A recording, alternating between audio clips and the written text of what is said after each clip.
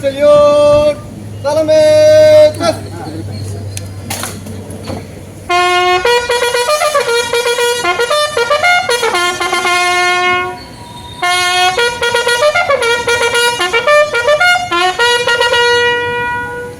God, Baju, just.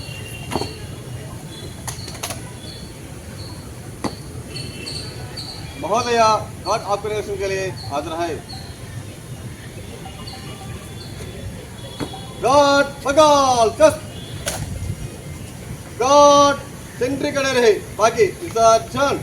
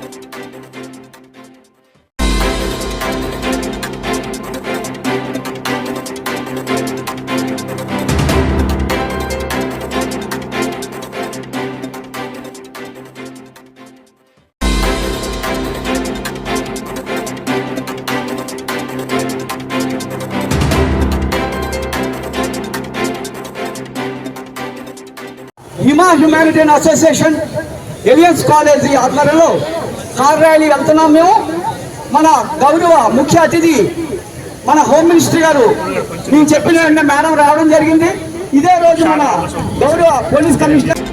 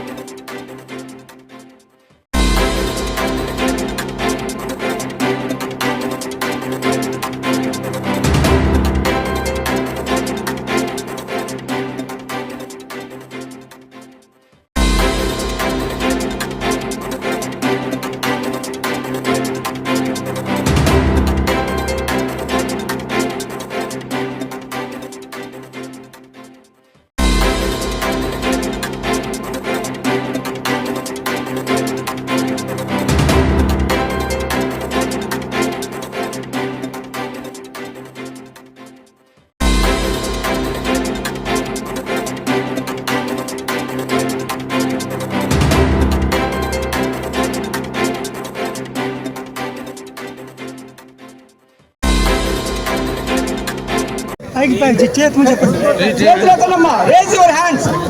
మాదక ద్రవ్యాల అక్రమ రవాణా మరియు దుర్యోగంపై జరుగుతున్న పోరాటంలో క్రియాశీల భాగస్వామి అవుతానని, వీటి వాడకం వల్ల కలిగే దుష్పరిణామాల గురించి, డ్రగ్స్ అమ్మకము కొనుగోలు చేసే వ్యక్తుల సమాచారాన్ని పోలీసులు తెలియజేస్తానని, డ్రగ్స్ రహిత సమాజమే లక్ష్యంగా సాగుతున్న ఆంధ్రప్రదేశ్ ప్రభుత్వ సంకల్పంలో భాగస్వామి అవుతానని ప్రతిజ్ఞ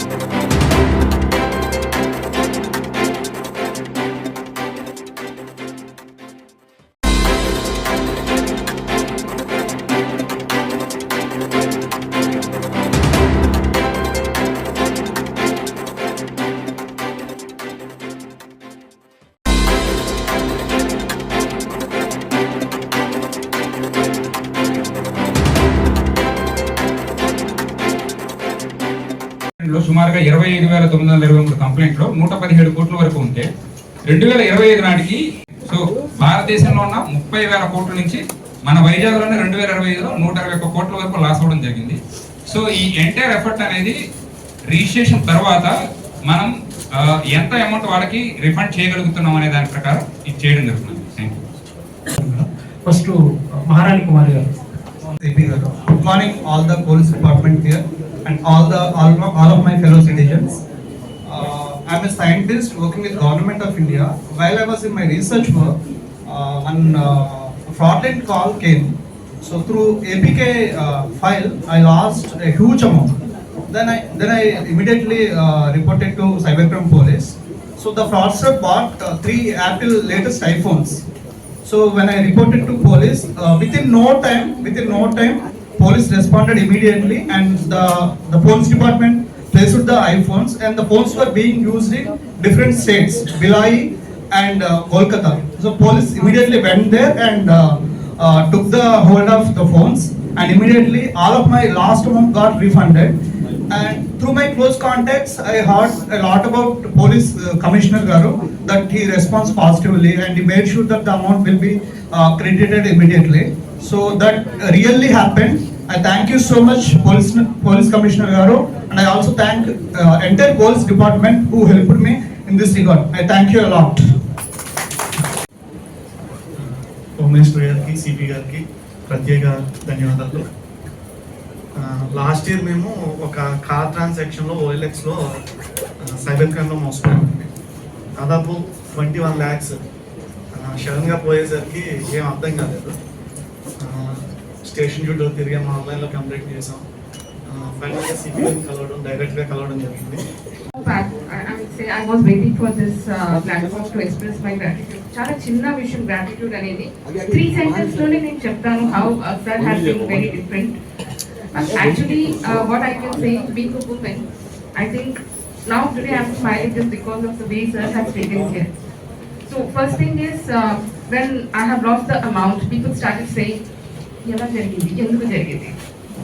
What sir has said, "Neen haami ista," and he really kept his promise. I think never ever seen in anywhere in India that a commissioner going ahead and giving a promise, and he has kept that promise. First thing, big round of applause. Second thing, there was an emergency fund that was being released, and really I'm a proud mother. I think this also credit goes to sir. I think he has really made me so confident that we need to come out. Manamu tappu jarigindani venakaku adugu kanti we can come out, and if we are reaching out, definitely sir is there to help us. I think this is the best way that a woman is well secured in Vizag.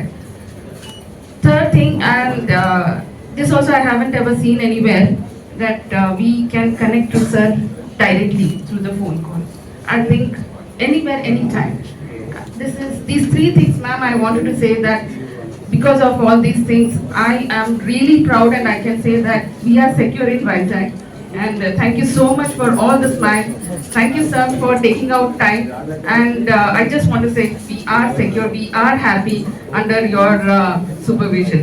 Thank you once again, and God bless you. Thank you, ma'am.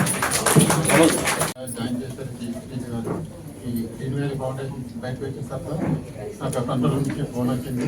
వాళ్ళు నన్ను dt corporate join చేశారు. Thank you sir plus మా Bhaskar sir కూడా చాలా team work చేసి donations వసూలు చేస్తూ మాకు ఆటో సార్ ద్వారా ఇప్పించడం జరుగుతుంది సార్. మీ రెస్పాన్సిబిలిటీని బాగా నిర్వర్తిస్తామని చెప్తూ మీ అందరి దగ్గర కూడా నేను ప్రామిస్ చేస్తున్నాను. అంతా మేడం సమక్షంలో ఇలా అందుకున్నందుకు చాలా హ్యాపీగా జరగాలి అని ఎంటైర్ పోలీస్ డిపార్ట్మెంట్ మా సార్కి, ముఖ్యంగా మేడం గారికి, సిపి సార్కి, సీఎం గారికి అండ్ గవర్నమెంట్ కి నా హృదయపూర్వక ధన్యవాదాలు. ఎప్పటికీ కూడా పోలీస్ డిపార్ట్మెంట్ కి రుణపడే ఉంటాను సార్. అండ్ ఇంతవరకు రావడానికి గల కారణం మా మల్కాపురం పోలీస్ వారు కూడా, వాళ్ళకి కూడా నేను నా కృతజ్ఞతలు తెలుపుతున్నాను.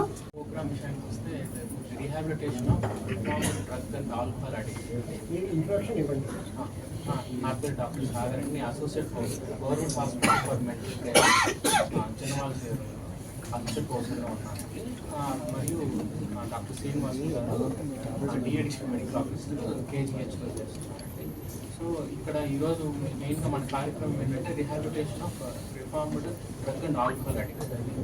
సో ఇది చాలా మంచి ఆలోచన నాకు భావిస్తున్నాను. ఎందుకంటే ఇప్పుడు మేము మెయిన్గా ఎవరైతే ఆల్కహాల్కి బానిసైన వాళ్ళు లేదా ఇతరత్ర డ్రగ్స్కి బానిసైన వాళ్ళు మేము మా దగ్గర తీసుకొని వస్తారు. మేము మంచిగా ట్రీట్మెంట్ కౌన్సిలింగ్ ఇచ్చి ఒక 2-3 వారాలు మా డ్రగ్ రీడక్షన్ సెంటర్లో పెంచి బాగు చేసి పంపిస్తాం అన్నమాట. అది ఒక ఎత్తు అయితే ఒకసారి వాళ్ళు ఇదంతా కంప్లీట్ అయ్యి వాళ్ళు ఇంటికి తిరిగి వెళ్ళడం లేదా వాళ్ళ ఉద్యోగానికి ఆక్యుపేషన్కి తిరిగి వెళ్ళినప్పుడు ఏంటంటే వాళ్ళకి చాలా రకాల సమస్యలు ఎదురవుతుంటాయి. ఇప్పుడు ఇన్స్టెంట్ సార్ అన్నట్టు సిపి సారు వాళ్ళ మీద ముద్ర పడిపోయి ఉంటుంది. ఆల్రెడీ తను తాగుబోతు, పని సరిగ్గా చెవులు ఇలాంటివన్నీ ఉంటాయి అన్నమాట. సో అక్కడ ఏమవుతుందంటే వాళ్ళకి అడ్జస్ట్ అవ్వడానికి ప్రాబ్లం అయ్యి ఆ సమస్యలు వాళ్ళు పంచుకోవడానికి కానీ ఎవరు ఉండరు అన్నమాట. సో మళ్ళీ వాళ్ళు ఆల్కహాల్ను లేదా వాళ్ళు ఎంచుకున్న డ్రగ్ని ఆశ్రయిస్తూ ఉంటారు. సో ఈ ఆల్కహాల్ని ఈ మత్తు పదార్థాన్ని దూరంగా ఉంచడం అనేది ఎంత ఇంపార్టెంట్, దాంతోపాటు తర్వాత వాళ్ళని సమాజంలో అందరితో కలుపుకోలుగా ఉండడం అనేది కూడా మనకి చాలా ఇంపార్టెంట్ అనమాట.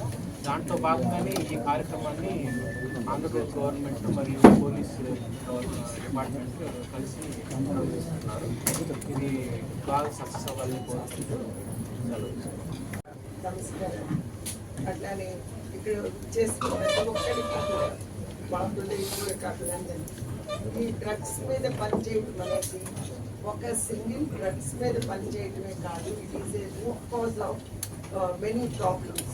సో మనం దీని మీద పనిచేస్తాం అంటే చాలా విషయాలతో పనిచేస్తున్నాం. లైక్ చిల్డ్రన్ మనకి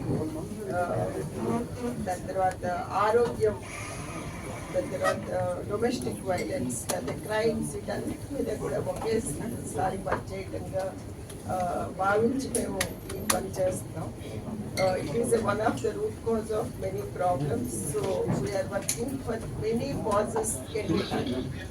సో అదేవిధంగా ఎన్జిఓ స్వచ్ఛందంగా మేము పనిచేసేటప్పుడు ఒక సంకల్పం తీసుకుని ఈ ఫీల్డ్లోకి వచ్చి పనిచేస్తాం.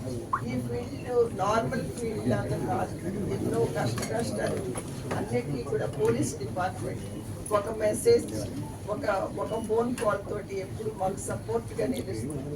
ముఖ్యంగా గ్రీన్ వ్యాలీ ఫౌండేషన్ 2005లో స్టార్ట్ అయినప్పటి నుంచి అప్పుడు కౌముది గారి నుంచి మన సిపి గారి వరకు కూడా ప్రతి ఒక్క కమిషనర్, ప్రతి ఒక్క ఆఫీసర్ మనకి సపోర్ట్గా ఇచ్చినందుకు నా హృదయపూర్వక నమస్కారాలు, ధన్యవాదాలు.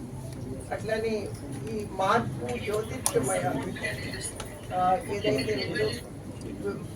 చీకటి నుంచి వెలుగు తీసుకొచ్చే కార్యక్రమం చాలా స్పెషల్గా ఫస్ట్ మార్క్ స్టార్ట్ అయింది. మనీష్ కుమార్ సిన్హా గారి టైంలో 2020 నుంచి ఇప్పుడు వరకు కూడా వాళ్ళని గుర్తించి వాళ్ళని మన రిమైండ్కి పంపించడం కంటే వాళ్ళకి ఏ ఛాన్స్ ఫర్ చేంజ్ అనేది దాని అనుబంధంగా ఇప్పుడు దాన్ని ఇంకా కూడా రీహాబిలిటేషన్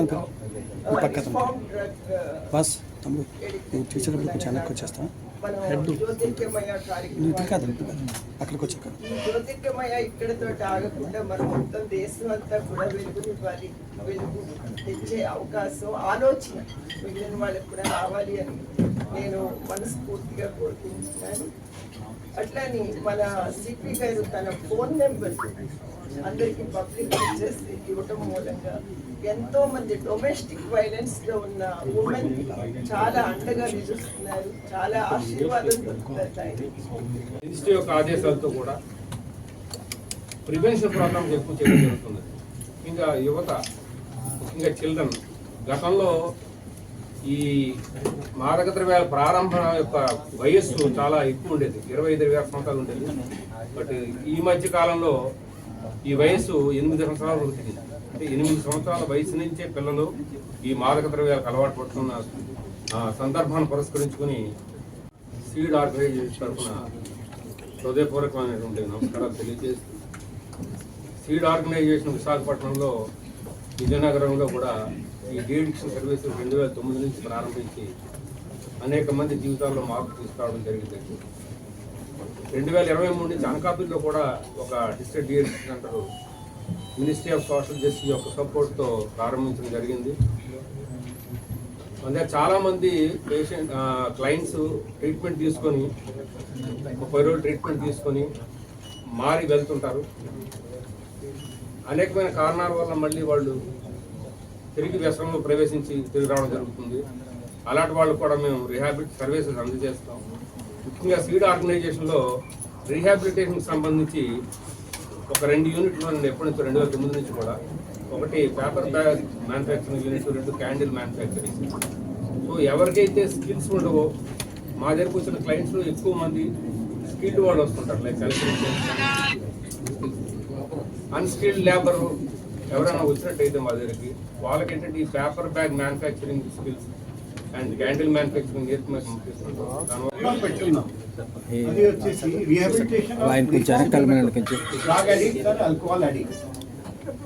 అందరికీ తెలుసు డ్రగ్ రీహాబిలిటేషన్ ప్రోగ్రామ్ మన ప్రపంచంలో ప్రతి చోట జరుగుతుంది.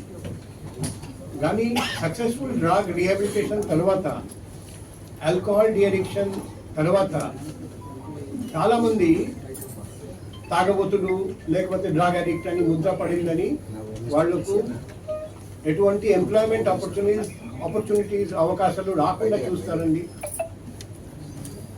ఒక సమాజంలో ఆల్కహాల్ మళ్ళీ డ్రగ్స్ వైపు వెళ్తారండి, మళ్ళీ అడిక్షన్ వైపు వెళ్తారండి. అట్లా జరగనీయకుండా ఇటువంటి 24 మందిని మనం ఐడెంటిఫై చేసి డోనర్స్ ద్వారా వాళ్లకు రిహాబిలిటేషన్ చేయడం జరిగింది. ఈ సందర్భంగా మనం గుర్తు పెట్టాలి, 26 జూన్ రీసెంట్ గా international day against drug abuse and drug trafficking మనం ఘనంగా జరుపుకున్నాం.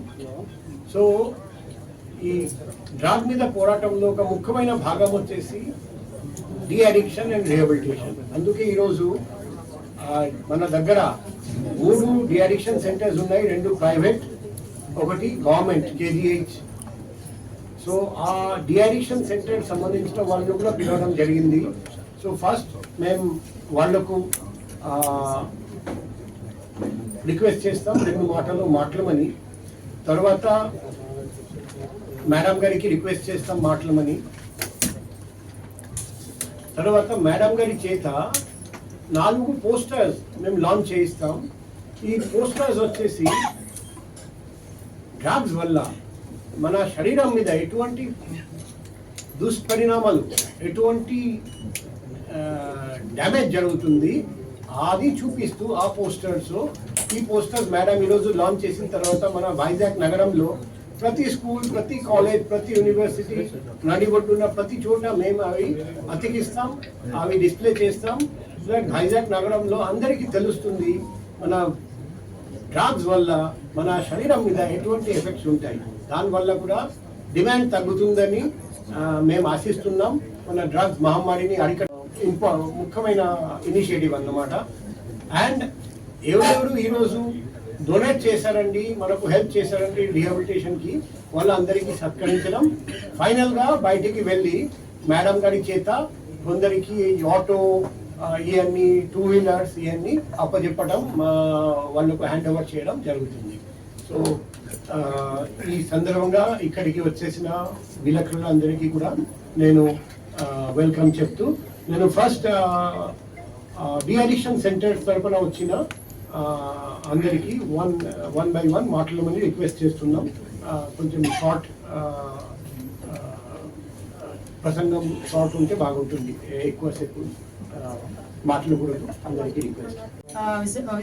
మన వైజాగ్ కమిషనరేట్ కి, మన సిపి గారికి, అదేవిధంగా మణికంఠ ప్రశాంతి గారు, అదేవిధంగా మన లతా మాధురి గారికి అందరికీ కూడా ప్రత్యేకంగా ధన్యవాదాలు తెలియజేసుకుంటూ, ముఖ్యంగా ఉన్న మా డీసీపీస్ అందరికీ కూడా, ఐసీపీస్ అందరికీ ఈరోజు ముఖ్యంగా గ్రీన్ వ్యాలీ ఫౌండేషన్ మేడంకి ప్రత్యేక ధన్యవాదాలు, seed organisation, new life integrated rehabilitation centre వారికి, అదేవిధంగా మన మెంటల్ కేర్ హాస్పిటల్ నుంచి, కేజీహెచ్ నుంచి వచ్చిన వాళ్ళందరికీ కూడా ప్రత్యేకంగా నేను ధన్యవాదాలు తెలియజేసుకుంటాను. ఈరోజు ఒక డ్రగ్స్ మహమ్మారి నుంచి కానీ, గాంజా మహమ్మారి నుంచి కానీ, ఈ లిక్కర్ మహమ్మారి నుంచి కానీ, ఇవన్నిటి నుంచి కూడా బయటికి రావాలి అంటే ఏదో గవర్నమెంట్ ఒకరు ఇనిషియేషన్ తీసుకోను, లేకపోతే గవర్నమెంట్ ఒకరు ప్రోగ్రామ్స్ పెట్టుకోను, లేకపోతే గవర్నమెంట్ ఒకరు వాళ్ళ మీద కేసులు బనాయించో చేస్తే సరిపోదు. ఇది social responsibility. At the same time coordination team work చేసుకుంటేనే ఒక డ్రగ్స్ రహిత ఆంధ్రప్రదేశ్ ని ఏర్పాటు చేయడానికి మనందరం కూడా భుజాన్ని వేసుకొని వెళ్లాల్సిన అవసరం ఉంది. దీంట్లో గవర్నమెంట్ ఎంత పాత్ర పోషిస్తుందో అంతే పాత్రని ఇప్పుడు మన అదృష్టం కొద్దీ ఈ రోజు ఈ రిహాబిలిటేషన్ సెంటర్స్ తీసుకొచ్చిన NGOs కానీ వీళ్ళందరూ కూడా అంతే పాత్రని వాళ్ళు కూడా భుజాన్ని వేసుకొని ఈ రోజు ముందుకెళ్ళడం వల్ల మేము కూడా మా వర్క్ చాలా ఈజీగా చేసుకోగలుగుతున్నాం.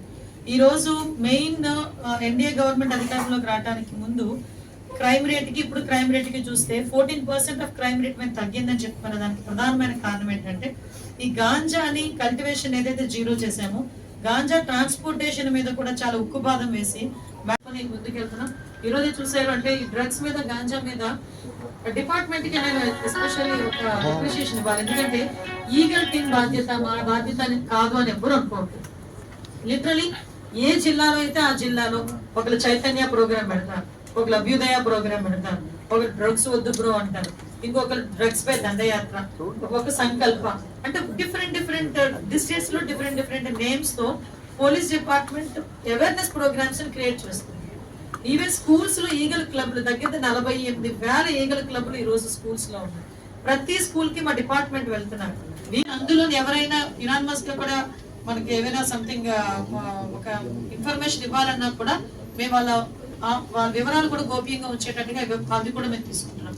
కాబట్టి ఒకటే కోరుకుంటున్నానండి, ఈ డ్రగ్స్ మీద కానీ గాంజా మీద అరికట్టడంలో ప్రభుత్వ పాత్రతో పాటు అన్ని డిపార్ట్మెంట్ల కోఆర్డినేషన్ అతి ముఖ్యంగా డిఫరెంట్ మన దేశంలోనే మేము పరాయి దేశాల దగ్గర జరుగుతున్న సిచ్యువేషన్స్ గురించి మేము మాట్లాడుతున్నాం. మన దేశంలోనే మన ప్రాంత ప్రజలే వేరే ప్రాంతాలకు వెళ్ళి సంభవం ఒక టూరిజం డెవలప్ చేయడానికో లేకపోతే సంభవం వెళ్ళి వాళ్ళు అక్కడ టూరిజం డెవలప్ చేస్తూ అంటే సంథింగ్ ఒక రిలాక్సేషన్ కో లేకపోతే ఒక రిక్రియేషన్ కో లేకపోతే వాళ్ళు కాసేపు ఒక ఎంజాయ్మెంట్ కో మిగతా రాష్ట్రాలు మన చుట్టుపక్కల రాష్ట్రాలకి వెళ్తున్నారు. అక్కడ కొన్ని ప్రయోగాలు జరుగుతున్నాయి. సో అటువంటి ప్రయోగం కనుక మన ఆంధ్రాలో జరిగితే టూరిజం డెవలప్ చేసేదానికి ఏదైనా ఆస్కారం ఉంటుందా అన్నది ఒక పైలట్ ప్రాజెక్ట్ కింద టైం లిమిట్ పెట్టి దానికి కూడా పర్ఫెక్ట్ పోలీస్ డిపార్ట్మెంట్ కి సంబంధించి వాళ్ళకి కూడా ఒక సెక్యూరిటీ పర్పస్ కూడా పెట్టుకొని ఒక స్టేట్ మొత్తం లేదా ఒక 2 దగ్గర ఇలాంటి ప్రయత్నం చేయడానికని ఈరోజు పైలట్ ప్రాజెక్ట్ కింద మనం కోవిడ్ తర్వాత నుంచి కూడా అంటే సైబర్ నేరాలు ఉన్నాయి. కానీ కోవిడ్ తర్వాత నుంచి చాలా విపరీతంగా సైబర్ నేరాలు పెరిగిపోయినాయి. ఎందుకంటే ఆ టైంలో చాలా మందికి డబ్బులు అవసరమయ్యి ఆ లోన్ యాప్స్ లోనే డబ్బులు తీసుకోవడం ఇలాంటి పరిస్థితుల దగ్గర నుంచి ఓవరాల్ గా చాలా మంది ఆన్లైన్ లోని వర్క్ చేసే వాళ్ళు కానీ వర్క్ ఫ్రమ్ హోమ్ చేసే వాళ్ళు కానీ వీళ్ళందరూ కూడా మాక్సిమం ఈ సైబర్ నేరాలకి నిజంగా చెప్పండి విక్టిమ్స్ అయిపోయారు. సో ఇటువంటి సందర్భంలో చాలా రోజుల వరకు ఏంటంటే సైబర్ నేరం జరిగింది మన అకౌంట్ లోంచి డబ్బులు పోయినాయి అంటే అవి తిరిగి వస్తాయనే ఆశలు కూడా వదిలేసుకొని దాన్ని ఇంకా వాళ్ళు చాలా బాధతో ఉండే సందర్భాలు కూడా చాలా ఉన్నాయి. అయితే ఎన్డీఏ కూటమి గవర్నమెంట్ వచ్చిన తర్వాత సైబర్ నేరాల మీద ప్రత్యేకంగా దృష్టి పెట్టాలనే ఉద్దేశంతో టూల్స్ ని మనం రెడీ చేసుకోవడం టెక్నాలజీని బేస్ చేసుకొని ఒక సైబర్ ఇంటిగ్రేటెడ్ ల్యాబ్ ని కూడా ఈ రోజు ఏర్పాటు చేసుకోవడానికి సిద్ధపడ్డాం. వీటితో పాటు ఈ రోజు చూస్తే సైబర్ నేరాలకి సంబంధించి నేను చాలా సందర్భాల్లోని అసెంబ్లీలో కూడా మాట్లాడాను. సైబర్ నేరాలలో బాధితులు ఎవరు ఎక్కువగా ఉంటున్నారంటే బాగా చదువుకున్న వాళ్ళు, రిటైర్డ్ ఎంప్లాయీస్, కొంతమంది అయితే రిటైర్డ్ ఐఏఎస్లు ఐపీఎస్లు కూడా ఉన్నారు. అంటే వాళ్ళకి తెలియకుండానే వాళ్ళ దగ్గర నుంచి డిజిటల్ అరెస్ట్ చేస్తామని, కొంతమంది ఆన్లైన్లోకి మేము జడ్జెస్ వస్తున్నామని చెప్పి, లేకపోతే మీరు ఇంత డబ్బులు కట్టకపోతే ఇప్పుడు ఇమీడియట్ గా మిమ్మల్ని అరెస్ట్ చేస్తామని చెప్పి ఈ రకంగా భయపెట్టేసరికి వాళ్ళు కూడా వాళ్ళ తాలూకా భయానికి గురయ్యి ఆ డబ్బులన్నీ కూడా ఇచ్చేసి తర్వాత వాళ్ళు మోసపోయామని చెప్పి మా దగ్గరికి వస్తున్నారు. ఎవరైనా ఇలా డబ్బులు మోసపోయి వచ్చిన వాళ్ళకి 1930 నెంబర్కి కనుక ఇమీడియట్ గా కాల్ చేస్తే ఇక్కడ నుంచి పోలీస్ డిపార్ట్మెంట్ ఆ బ్యాంకర్స్ తో మాట్లాడి అది ఫ్రీజ్ చేస్తున్నారు. అది మాకు ఏదంటారు కదా గోల్డెన్ టైం ఉంటుంది. ఆ గోల్డెన్ టైం పీరియడ్ లో డెఫినెట్ గా మీరు కనుక పోలీస్ డిపార్ట్మెంట్ కి ఇన్ఫర్మేషన్ ఇస్తే ఆ ఇన్ఫర్మేషన్ బేస్ చేసుకుని అది డిఫరెంట్ అకౌంట్స్కి వెళ్ళిపోతుంది, మళ్ళీ అకౌంట్స్కి వెళ్ళిపోతుంటుంది. అటువంటి అకౌంట్స్కి వెళ్ళకుండా ఫ్రీజ్ చేసుకొని మళ్ళీ తిరిగి మీకు న్యాయం చేసే పరిస్థితులు కనిపిస్తున్నాయి. అదే కాకుండా ఇప్పుడు వైజాగ్ కమిషనరేట్ మా సిపి గారి ఆధ్వర్యంలో మా డిపార్ట్మెంట్ అంతా కూడా ఒక స్టెప్ ఫార్వర్డ్ వేసి ఈరోజు ఎప్పుడూ పోయిన వాటిని కూడా ఇన్వెస్టిగేషన్ చేసుకొని కోర్టుల నుంచి కూడా పర్మిషన్స్ తెప్పించుకొని ఈరోజు దగ్గర 6 కోట్ల 6.0 crores దగ్గర దగ్గర 310 మందికి ఈ రోజు ఇక్కడ వాళ్ళకి సైబర్ నేరాలు బారిన పడిన బాధితులందరికీ కూడా వాళ్ళ డబ్బులు వెనక్కి ఇవ్వడం జరిగింది. అది నిజంగా ఒక మంచి పరిణామం కింద భావించాలి. దానికి టెక్నికల్ గా సపోర్ట్ కావాలని ఒక ఇనిషియేషన్ ఏంటంటే టెక్నికల్ సపోర్ట్ ఉన్న ఒక 10 మంది కుర్రోల్ని హోంగార్డుల కింద తీసుకున్నాం. వాటితో పాటు ఈ రోజు గవర్నమెంట్ కూడా ప్రత్యేకంగా టెక్నికల్ సపోర్ట్ ఉండి అలాంటి వాళ్ళని ట్రైన్ చేయడానికి కూడా సిద్ధపడ్డాం. ఈరోజు ఎవరైతే మేము మొన్న రీసెంట్ గా తీసిన కానిస్టేబుల్ పోస్టుల్లో 5,800 మంది కానిస్టేబుల్స్ ఎవరైతే ట్రైనింగ్ అవుతున్నారో వాళ్ళని కూడా 1 మంత్ డెఫినెట్ గా ఈ టెక్నికల్ బేస్ మీద కూడా ఇమీడియట్ గా దాన్ని మనం రిజాల్వ్ చేయాలనే ఉద్దేశంతో గవర్నమెంట్ చాలా చిత్తశుద్ధితో ఉండి కంప్లీట్ గా ప్రతి ఒక్క జిల్లాలోని కూడా ఇప్పటికి మనకి ఒక 3 సైబర్ క్రైమ్ పోలీస్ స్టేషన్స్ ఉన్నాయి. అలా కాకుండా అంటే సైబర్ క్రైమ్ సెంటర్స్ అలా కాకుండా కంప్లీట్ గా ప్రతి జిల్లాలోని కూడా ఒక సైబర్ సెల్ ఉండాలి, సైబర్ పోలీస్ స్టేషన్ ఉండాలి. అట్ ద సేమ్ టైం ఈరోజు సైబర్ క్రైమ్ కి సంబంధించి ఒక ఇంటిగ్రేటెడ్ ల్యాబ్ కూడా ఉండాలి. అందులో మనకి టెక్నికల్ సర్వీసెస్ వాళ్ళు, పోలీస్ డిపార్ట్మెంట్, బ్యాంకర్స్, అదేవిధంగా టెలికాం సర్వీస్ వాళ్ళు వీళ్ళందరినీ కూడా అక్కడ ఒక దగ్గర ఇంటిగ్రేట్ చేసి 24/7 వర్క్ చేసే విధంగా ఇప్పుడు మనం పెట్టబోతున్నాం. దానికి గౌరవ ముఖ్యమంత్రి గారు ప్రత్యేకంగా ఆదేశాలు ఇవ్వడం జరిగింది. ఓవరాల్ గా ఫర్దర్ గా కూడా సైబర్ క్రైమ్ బారిన ఎవరు పడకూడదు. మేమేం చెప్తామంటే మీరు సైబర్ క్రైమ్ అంటే కొన్ని మనల్ని ఆశ చూపిస్తారు. ఇందాక చెప్పారు ఈ క్రిప్టో కరెన్సీకి సంబంధించిన ఇష్యూస్ గురించి మీరు మాట్లాడారు. ఇప్పుడు మనం ఇచ్చిన 6 లక్షల రూపాయలు వాళ్ళు ఏంటంటే డిఫరెంట్ వాళ్ళ ఇంట్లో కూర్చుంటారు, ఎవరో ఏదో గేమ్ అంటారు, అమౌంట్ అంటారు. ఇలాంటి వాటిలో చాలా మంది లక్షలు కోట్లు పోగొట్టుకున్నది కూడా డాక్టర్స్, లాయర్స్ అలాంటి వాళ్ళు కూడా ఉన్నారు. నేనేమంటానంటే బయటకు వచ్చి చెప్పేవాళ్ళు మీలా ధైర్యంగా చెప్పేవాళ్ళు కొంతమంది ఉన్నారు, బయటకు చెప్తే పరువు పోతుందని చెప్పి ఉండిపోయిన వాళ్ళు కూడా చాలా మంది ఉన్నారు. నేనేమంటానంటే ముందుకు రండి, ఇలాంటి వాటి మీద మనం ఈ రోజు నుంచి ఒక పోరాటమే చేయాలి. ఎందుకంటే ఇది ఒక పెద్ద వ్యవస్థ నడిపేస్తున్నారు. నిజంగా కొన్ని మా డిపార్ట్మెంట్ వాళ్ళు నాకు ఇన్ఫర్మేషన్ ఇస్తూ ఉంటే భయం వేస్తుంటది కూడా. ఈవెన్ మొబైల్ వాడాలన్నా కూడా భయం వేస్తుంది. ఈరోజు పరిస్థితులు అలా ఉన్నాయి. అంటే అటువంటి వ్యవహారాలు ఒక పక్క నుంచి అమ్మాయిల్ని బ్లాక్ మెయిల్ చేయటం, వాళ్ళ మొబైల్స్ హ్యాక్ చేయటం, వర్క్ చేయటం, ఆ అమ్మాయిలు ఫొటోస్ ని కనుక మార్క్ చేసి పంపించడం, ఇలాంటి చాలా ఇష్యూస్ జరుగుతున్నాయి. దయచేసి ఏమరపాటులో ఉండాలి. మాకు ఇన్ఫర్మేషన్ ఇచ్చిన వెంటనే ఎఫెక్టివ్ గా పనిచేసే పోలీస్ డిపార్ట్మెంట్ ఉంది. ఇందాక అమ్మాయి తను వాళ్ళ బాబుకి హార్ట్ ఆపరేషన్ చేసుకునేటప్పుడు ఒక మంచి వర్డ్ ఉపయోగించింది. మేము విశాఖపట్నం కమిషనరేట్ హయాంలో వీఆర్ ఇన్ సేఫ్ హ్యాండ్స్.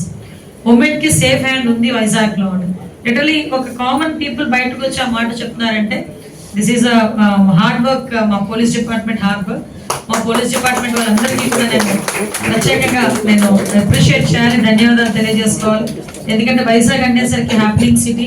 ఒక పక్క నుంచి టూరిజం, ఒక పక్క నుంచి ఇండస్ట్రీస్, ఒక పక్క నుంచి ఐటీ, అన్ని విధాల ముందుకెళ్తున్న విశాఖపట్నం సిటీ ఆల్రెడీ ఇప్పటికే ఉమెన్ సేఫ్టీ విషయంలో safest city in entire country అని చెప్పి ఆల్మోస్ట్ మనకి విశాఖపట్నానికి ఒక అవార్డు కూడా వచ్చింది. సో దీన్ని ముందుకు తీసుకెళ్లాలని మనస్ఫూర్తిగా కోరుకుంటూ ఈ రోజుకి మనకి దగ్గర 1,240 మంది సైబర్ నేర బాధితులకి 22.43 కోట్ల రూపాయలు ఇప్పటికి మేము ఇవ్వడం జరిగింది 2 సంవత్సరాల కాలంలో. మిగతా కార్యక్రమాలు కూడా యాజ్ ఎల్ యాజ్ పాసిబుల్ తీసుకొని సైబర్ బాధితులు పక్షాన గవర్నమెంట్ నిలబడుతుందని, పోలీస్ డిపార్ట్మెంట్ నిలబడుతుందని మీరు కూడా ముందుకు వచ్చి మాకు సహకరించాలని మనస్ఫూర్తిగా కోరుకుంటూ సెలవు తీసుకుంటాం. జై హింద్. పోస్టర్ ఒకటి, ఇది మాదక ద్రవ్యాలు మీ శరీరంలో నాడీ వ్యవస్థను దెబ్బతీస్తాయని చెప్పడానికి. ఇంకొకటి నరాల బలహీనత, నాడీ కణాల నాశనం, నరాల కమ్యూనికేషన్ దెబ్బతినటం, మెదడు దెబ్బతినటం. జాగ్రత్తగా ఉండండి, డ్రగ్స్ కు నో చెప్పండి. Visakhapatnam city police. అంటే ఓవరాల్ గా ఇంకా అంటే డ్రగ్స్ మీద వచ్చే ప్రభావాలన్నింటినీ కూడా, హెల్త్ పరంగా వచ్చిన ప్రభావాలన్నింటినీ కూడా చెప్తారు. మీ ఊపిరితిత్తుల మీద మాదక ద్రవ్యాల ప్రభావం. అగైన్ డ్రగ్స్ కి నో చెప్పండి, మీ జీవితాన్ని కాపాడుకోండి. శ్వాస నెమ్మదించడం, శ్వాసనాళాల్లో వాపు, బ్రాంకైటిస్, ఊపిరితిత్తుల క్యాన్సర్, శ్వాస వైఫల్యం. ఇవన్నీ ఏంటంటే ఒక్కొక్కసారి మన ఫ్యూచర్ వాళ్ళ డ్రగ్స్ తీసుకునే వాళ్ళు, గాంజా తీసుకునే వాళ్ళు ఫ్యూచర్ కనిపిస్తూ ఉంటారు ఇలాంటి పోస్టర్స్ పెట్టడం వల్ల స్కూల్స్ లో కూడా.